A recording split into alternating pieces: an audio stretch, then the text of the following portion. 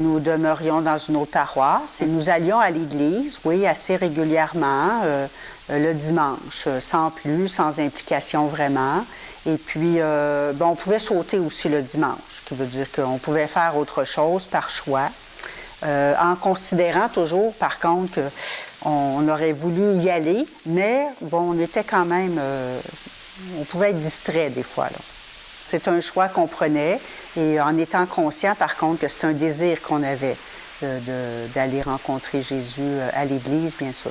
Je ne peux pas dire que c'était de la consommation parce que mon mari et moi avions déjà fait la rencontre de Jésus dans notre vie, donc de là, j'aime Jésus.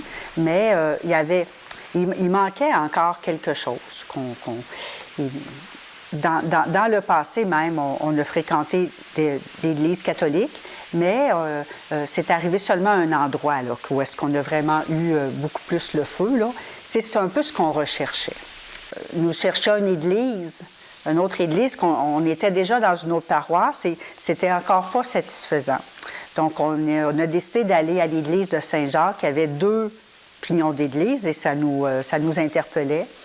Donc, dès qu'on est rentrés, mon mari et moi, tout de suite, on a rencontré un prêtre, l'abbé Nicolas Tremblay.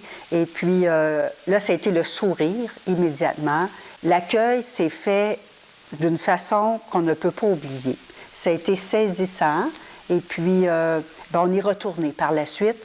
On a fréquenté vraiment l'église de Saint-Jacques et même moi, je m'étais impliquée là, au niveau de l'accompagnement pour les baptêmes avec Nicolas et 2 autres femmes. On est arrêté d'y aller parce que nous avons eu un projet. Donc, nous avons déménagé à Joliette. Et à ce moment-là, le projet est assez gros qu'on a laissé faire, on a laissé tomber les dimanches parce qu'on était beaucoup trop occupés à la maison. Et puis, Nicolas, à ce moment-là, il est venu aussi à Joliette. On n'a pas vraiment suivi. On a été, je dirais, une dizaine d'années là, à ne pas se voir vraiment. Et à ce moment-là, on a fait des retraites et tout ça. Mais encore là, aller à l'église à tous les dimanches, on avait encore perdu ça un peu. Là.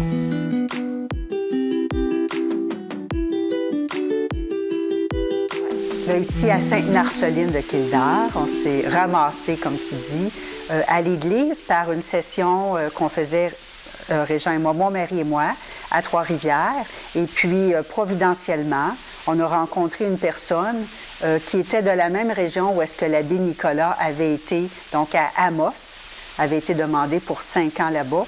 Et je rencontre cette jeune fille-là qui participait aussi à la session, à la retraite, et je lui demande, est-ce que tu connais Nicolas Tremblay? Elle me dit, ben oui, c'est mon ami. Et à ce moment-là, je vais voir mon mari pour lui dire, Nicolas est revenu dans la région parce que elle me dit, demain, il célèbre à Sainte-Marceline. Nous, à ce moment-là, nous demeurons dans la paroisse à côté et on est tout joyeux d'apprendre que Nicolas revient. Il y a quelque chose qui monte vraiment dans notre cœur, une grande joie. Donc là, on arrive le dimanche matin à la messe et le même sourire qu'en 99. Nous allons rencontrer Raymond et Réjeanne, qui sont impliqués à la paroisse. Raymond est dans la chorale, et puis ils sont au niveau liturgique aussi, tout ça. Et puis ils sont très, très disponibles. Raymond, on est joyeux, fait qu'on chante, on chante. Et Raymond me dit, tu chantes bien. Et il reconnaît cette qualité-là, du moins cette joie-là que j'ai de chanter. Il me dit, à l'automne, nous avons une chorale, vous devriez venir chanter dans la chorale. Encore un autre accueil. On est accueillis vraiment par ce couple-là qui nous invite en tant que couple et il nous reconnaît tout de suite. On sent ça tout de suite, quelque chose de spécial ici à Sainte-Marceline. Et d'autres personnes aussi qui vont nous saluer, qui vont bien nous accueillir. On connaît personne là, dans la paroisse. Et puis, on est comme les petits nouveaux qui arrivent. Ils arrivent de où, ces gens-là?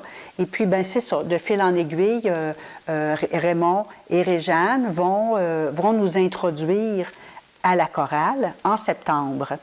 En septembre, j'ai une de mes tantes qui m'invite à aller à Sainte-Élisabeth en me disant « l'abbé Nicolas sera là ». Elle sait qu'on le connaît. Et donc, je me rends à Sainte-Élisabeth. Et là, un autre accueil d'église. C'est un groupe des cellules paroissiales d'évangélisation. Ils sont à l'extérieur.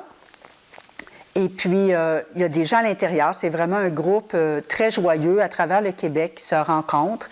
Je serai la seule personne, ou presque, qui ne fait pas déjà partie des cellules d'évangélisation. Donc, encore là, pour moi, c'est providentiel. Et là, l'accueil sera de tous, à travers vraiment une joie que la personne me communique de me recevoir. Ce qui veut dire que, premièrement, il faut être là. Donc, les gens étaient là, prêts à nous accueillir. C'est vraiment comme un charisme que la personne a. Et l'autre personne qui était à l'intérieur, aussi l'autre dame, donc, on est à l'extérieur, elle m'accueille. Je rentre en dedans, j'ai encore un autre accueil. Et elle le dit, bienvenue, bienvenue, souriant, et vraiment le cœur ouvert. Donc, ce cœur-là, ce cœur à cœur se rejoint. Et je ne me sens pas regardée ou observée. C'est qui elle? On ne la connaît pas. Hein? Moi, je ne connais pas les gens qui sont là, ou presque pas. Les gens sont venus à ma rencontre aussi. Les gens se sont déplacés, sont venus à ma rencontre, me demandent mon nom, d'où est-ce que je viens, qu'est-ce que je fais là. Et ils me laissent le temps aussi d'arriver pour... Mais c'est ça, c'est vraiment une espèce de cœur qui est ouvert.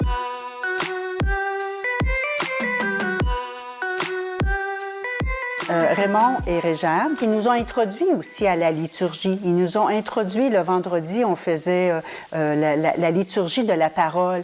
Donc, c'est eux qui nous ont montré ça aussi. Donc, ils nous ont laissé un petit peu plus de place, vu leur âge qui avançait. Et puis maintenant, bien, les fruits de ça, c'est dans la paroisse même. Donc, on s'est vraiment impliqué, on s'est vraiment engagé à différents niveaux. Oui, dans les cellules paroissiales d'évangélisation, donc on a une cellule à la maison. On a multiplié aussi 2 fois, ce qui veut dire qu'il y a eu des groupes qui ont fait partie de notre cellule et qui ont multiplié, donc ce qui veut dire qu'ils sont allés dans leur paroisse à eux, continuer les cellules paroissiales d'évangélisation. Et qu'est-ce que je vis à travers ça? C'est que je me rends compte que par les cellules, par les rencontres qu'on a qui est vraiment fraternelle, notre implication dans la paroisse, non seulement Sainte-Marceline, mais ça déborde à Saint-Ambroise et puis à Sainte-Mélanie aussi. Donc, le petit groupe des cellules, on se rend compte qu'on a vraiment le goût de s'impliquer, de s'intégrer à la paroisse, peu importe l'Église. Peu importe l'Église, les fruits de ça, bien là, il y en a beaucoup. Il y en a beaucoup parce que, bon, comme je disais, j'ai fait l'accueil. Mon mari a continué à chanter dans la chorale. On a préparé des prières communautaires qu'on appelle donc l'animation à cause de la pandémie qu'on vit actuellement. Donc, les prières communautaires le dimanche. On a fait la formation pour les sacrements, donc sacrement du baptême un petit peu, et puis de communion, de rencontre avec Jésus dans les aventuriers, avec les jeunes, même sans tout connaître, mais notre engagement est là. Donc, la messe à tous les jours dans mon cas, l'adoration, beaucoup de formation. Ce que je me rends compte, c'est que pour pouvoir durer dans le temps et être toujours intéressé à continuer notre foi, à faire grandir notre foi, bien, c'est la communauté.